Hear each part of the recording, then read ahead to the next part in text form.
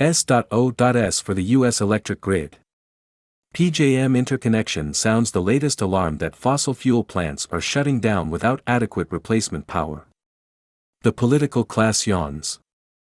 The warnings keep coming that the force-fed energy transition to renewable fuels is destabilizing the U.S. electric grid, but is anyone in government paying attention?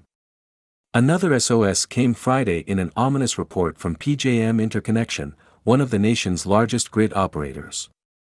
The PJM report forecasts power supply and demand through 2030 across the 13 eastern states in its territory covering 65 million people. Its top-line conclusion: fossil fuel power plants are retiring much faster than renewable sources are getting developed, which could lead to energy imbalances. That's a delicate way of saying that you can expect shortages and blackouts. PJM typically generates a surplus of power owing to its large fossil fuel fleet, which it exports to neighboring grids in the Midwest and Northeast.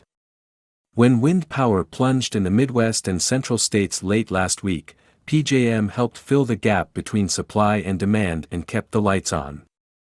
That's why it's especially worrisome that PJM is predicting a large decline in its power reserves as coal and natural gas plants retire. The report forecasts that 40,000 megawatts, MW, of power generation, enough to light up 30 million households, are at risk of retiring by 2030, representing about 21% of PJM's current generation capacity. Most projected power plant retirements are policy-driven, the report says. For example, the steep costs of complying with Environmental Protection Agency regulations, including a proposed Good Neighbor rule that is expected to be finalized next month, will force about 10,500 megawatts of fossil fuel generation to shut down. At the same time, utility company ESG, environmental, social and governance, commitments are driving coal plants to close, the report notes. Illinois and New Jersey climate policies could reduce generation by 8,900 megawatts. Do these states plan to rely on their good neighbors for power? Many states have established ambitious renewable goals, and the Inflation Reduction Act lavishes enormous subsidies on wind, solar and batteries.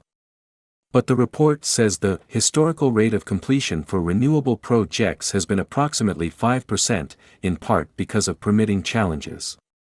In an optimistic case, the report estimates 21,000 megawatts of wind, solar and battery storage capacity will be added to the grid by 2030, about half as much as the expected fossil fuel retirements.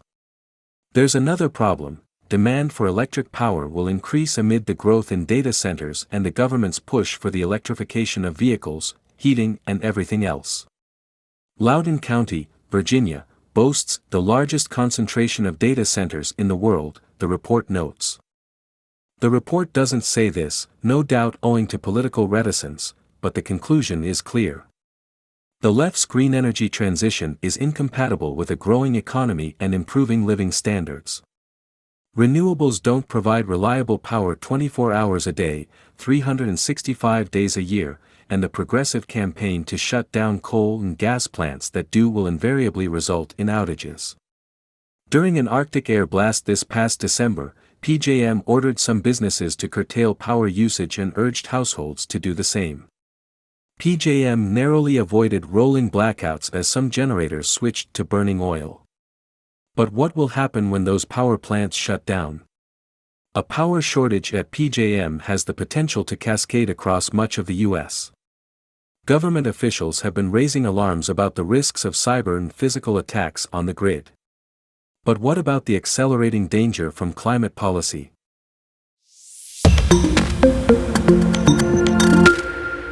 S.O.S for the U.S. electric grid.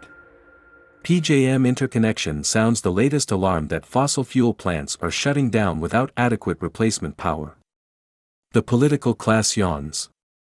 The warnings keep coming that the force-fed energy transition to renewable fuels is destabilizing the U.S. electric grid, but is anyone in government paying attention?